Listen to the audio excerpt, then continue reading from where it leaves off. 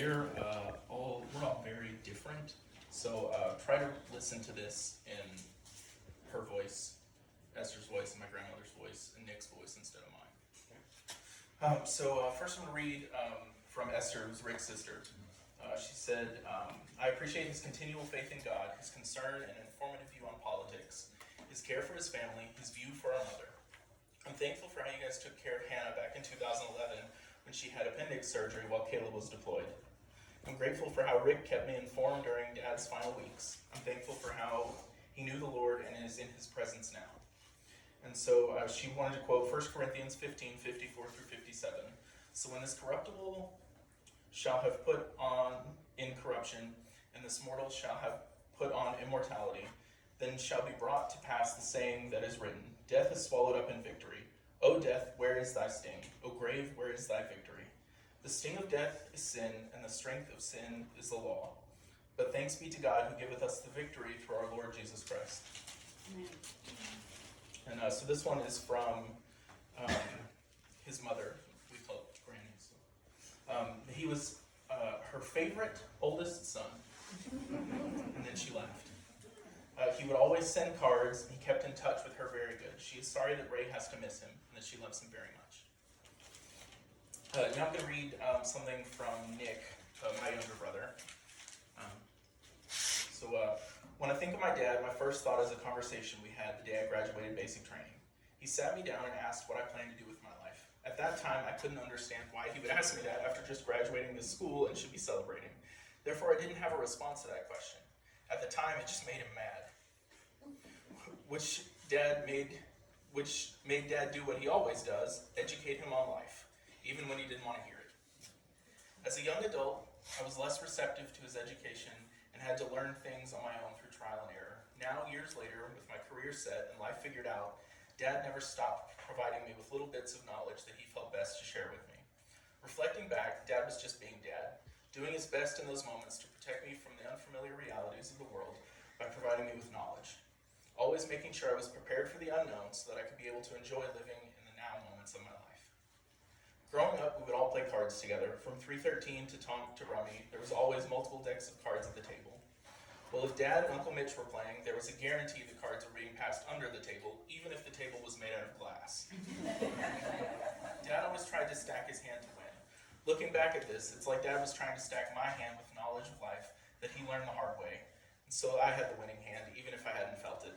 So today, as I reflect back to that day, when Dad asked me what I planned to do with my life, all I can say now is that all he wanted to do was what he always did, love and protect me. And so, here's mine. So I don't really know what to say. I think as much as I hate to admit it, which everyone can understand, there's probably a little bit of Rick in me. I think there's lots of things I probably should say, but I won't. I'll just leave them in my mind, just as he would, and hope that you feel them. I always thought growing up that Rick did a lot of things wrong. It wasn't until I was much older and had kids of my own that I realized that he didn't do things wrong, he just didn't tell us why he did them. He shielded us from the things that he had to deal with, and he handled business on his own. I get it now. He always did exactly what he had to do to provide for us, and we had no clue all that was going on. It seemed cold and distant, but it wasn't. He was protecting us and making sure we had what we needed always, no matter the cost. I now understand that and appreciate it. It's exactly what I do every day. I know how he felt, whether he said it or not, and I think he knows how I feel. Dad, I'll take this gift that you give me, the ability to withstand the storm, and to use it every day to do the work that I have to do to meet the challenges head on, as stubborn as can be, and I'll keep moving forward. I love you, and I'll carry on your tradition of being too stubborn to quit or ask for help. Mostly. Thank you. And next is Harold Day.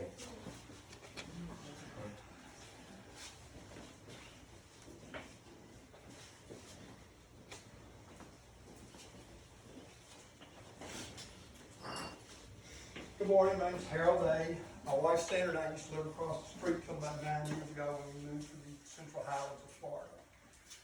As we age, we tend to not make friends. We're pretty much set with who we met in the military or university or the first job out of high school. Rick and I met late in life and became very good friends. We got to know each other over the road, talking, and the more we talked, the more we had in common. We had a similar Weltanschauung. Our opinions and prejudices were close enough to each other where we could speak very frankly with each other, which is a true mark of friendship. You're not worried about offending anybody. He would say what he thought, I would say what I thought.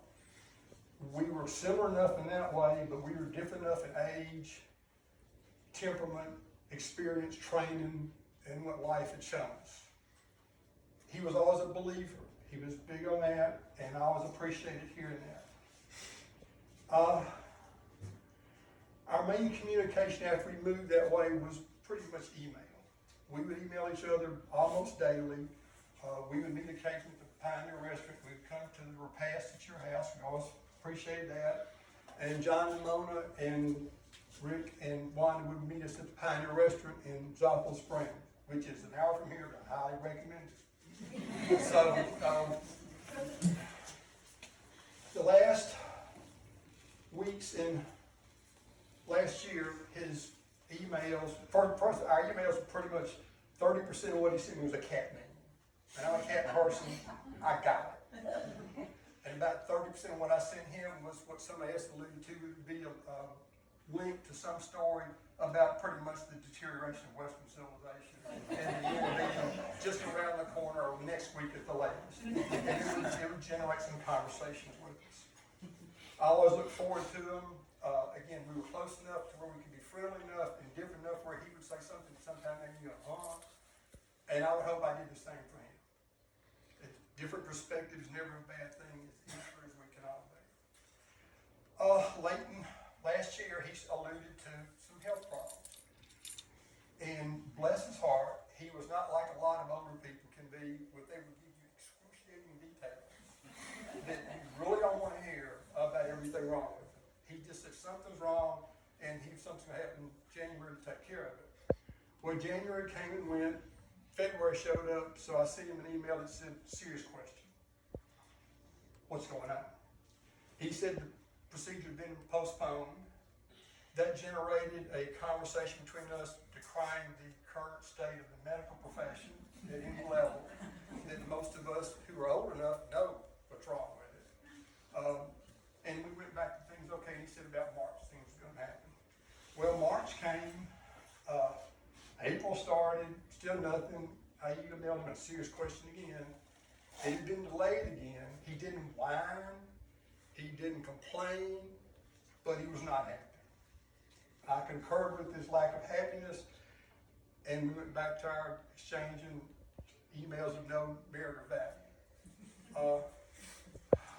Saturday, 4 weeks ago, I came in from the pasture, took off my BVUs and boots in the garage, went to the kitchen, and I'm getting a drink of water, and Miss Day says, can you come in here to the living room? And then she said those 4 words that no husband ever wants to hear: we need to talk. That's never a precursor to anything you want to hear at any level. And if those of you young enough don't know it, trust me, that's something you don't want to hear. I walked in, and she was sitting on the couch reading, and she looked very serious. And she said, Wanda Ray called. I didn't need to hear the rest of it. It's not second sight, it's not premonition. I knew we had lost Rick. She said we had. His loss leaves a hole in my life that will never be filled, and it shouldn't be. In university, we had a professor, a professor. Now you're the drawing.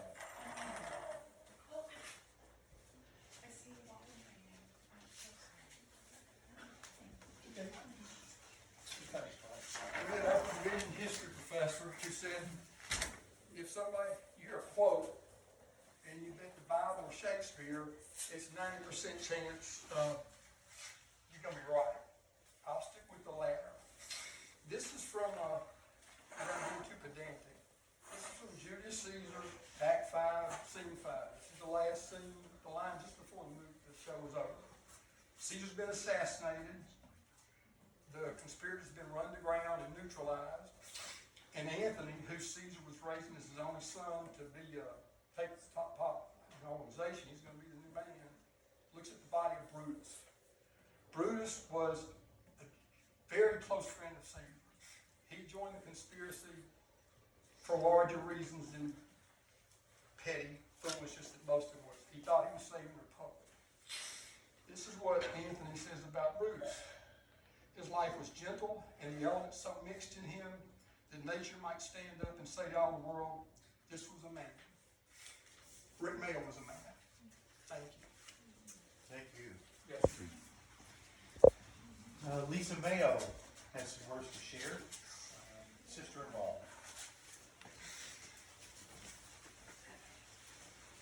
So, Ray asked me if I'd say something since I've known Rick longer than anybody else in this room. Because I met Rick when I was 16 years old. We all worked at the same place, him and my husband, his brother Mitchell. We all worked at Shoney's. They were cooks, I was a waitress. And my first, and Rick was like 19 or 20 at that time, I guess, because he was in college. So one of my very first, Rick's humor / sarcasm is, well known with all of us. And one of my very first things that I remember was there was a waitress who was like in her mid to late 20s, was married, had children of her own. She was tall. Belinda was someone you really didn't want to mess with. And she went up and she asked Rick, Friday night at Shoney's used to be all you could eat fish. So she went up and she asked for some tartar sauce. So he fixes the tartar sauce and he puts it on a little plate and he sits it right in front of her. And as she goes to reach for it, he slides it all the way to the other end. She didn't say a word. She went and got the tartar sauce. She picked it up and she threw it at him. And I thought to myself, that's the kind of person I want to be, where I can give back to someone who gives me a hard time. But then she asked another cook for the tartar sauce and went on. Rick was, when he was in college, I found that he was going to be a lawyer. That was his original plan, was to be a lawyer. And those of you who know him and listen to him and talk to him, you could probably see shreds of that. Well, when he was in college, the thing that got him, that he made him start thinking about things, because at the time before he got through college, he was married and they had Matthew, and so he flunked Spanish, and he couldn't get through Spanish. And I always found it very ironic that he ended up moving to a state that was Spanish-speaking people, because that kind of did him in, and then he got a job with the sheriff's department and started doing law enforcement instead, that way. I'm trying to think. Ray asked me to try to remember funny, humorous things, because she figured by this point everybody would be very sad. Put my glasses on, I'm sorry. Another big thing was Rick and Mitchell. One time when he worked with the sheriff's department, he was assigned to the, the weigh stations.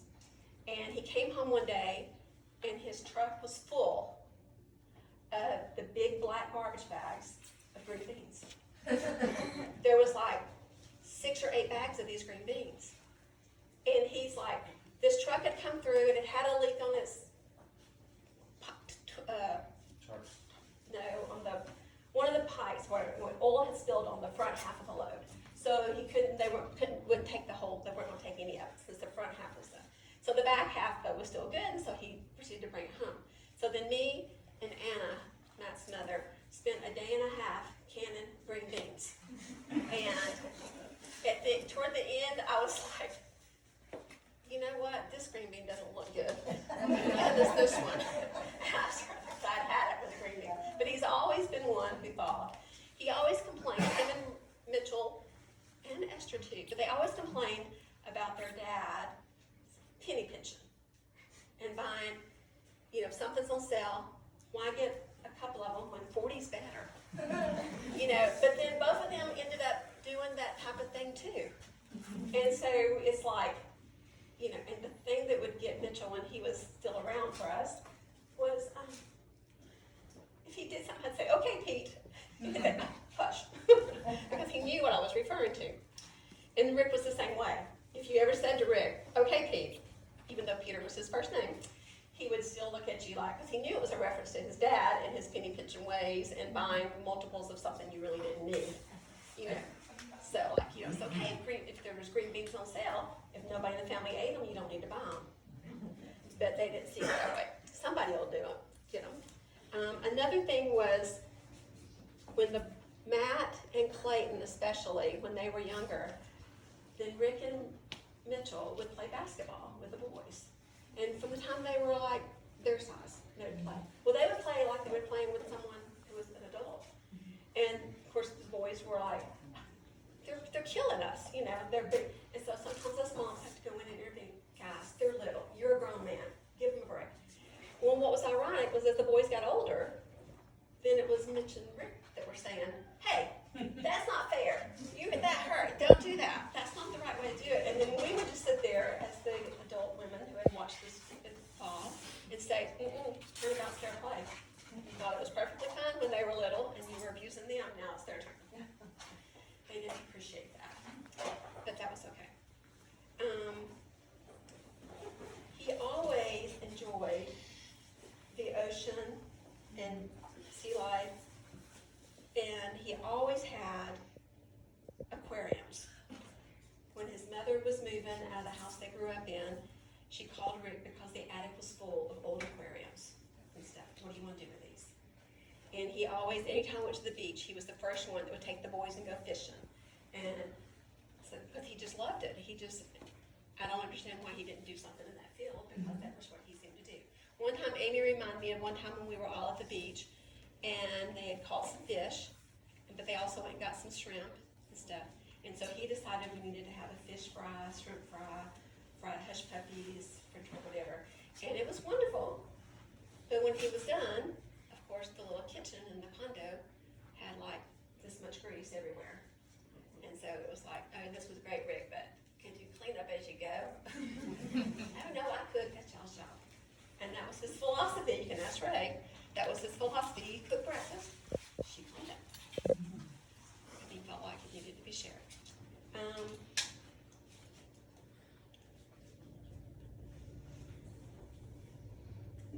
When Sarah was little, we went to Max Head for a family vacation. We were all there, and Max Head, and Amy and Sarah reminded me of this, that the whole time we were there, he was constantly feeding her oranges. She loved oranges, and every time we turned around, Rick was giving her an orange, and she was eating the oranges and stuff. Once again, he loves to share food with other people. One of the best times, Rick and I kind of had a love-hate, not hate, but he hated, I'm a nurse. And so if I asked him about his health and what was going on, that was fine. Now, what are your numbers, Rick? What are your numbers? Oh, they're good. Can I see your numbers? He didn't want to show them to me because he knew I'd fuss at him. Because I always gave him a hard time about, you need to be doing this, you need to be doing that. Yes, I know. He'd go, yes, Mom. And I'm like, I'm just saying, you need to be watching, taking care of yourself. You know, I want you to have a nice long life. We need to be doing some things. But he didn't like that. So, kind of had this antagonistic relationship, but that was okay. We both knew we loved each other. And we, like I said, I've been in the family for almost 45 years, I guess, at this point in time. So I felt like he was my brother. I didn't have a brother, I had an older sister. So he grew up, he was my brother. He was the only brother I ever had. One of the best times I remember, experiences I remember with Rick, was the very first cruise that we all went on together. And we were snorkeling. And I had never snorkeled, and I didn't know exactly what to do, but he was very patient. He was very kind, and Ray and Mitchell, after just a minute, they had enough of it, and they went back on the beach. Well, he knew I was really interested in it, so he went back out with me, and we showed me all kinds of sea life underwater and stuff. It spent a great time with me, and that was probably one of the very best, closest times that we ever had without one of us needling the other one, because he loved to needle me too as much as I would him. I really can't think of anything else that hasn't already been said about Rick. And we will greatly miss you guys. That was his brother. And they're probably up there right now. Wonder what they're doing down here crying. But that's okay. He was a great brother and son and father to his family. Thank you. And the last one on the list is not on the list, actually it's Harold, the guy that came in with the bright sunburn. And he and Rick were great friends from past church life. Yes,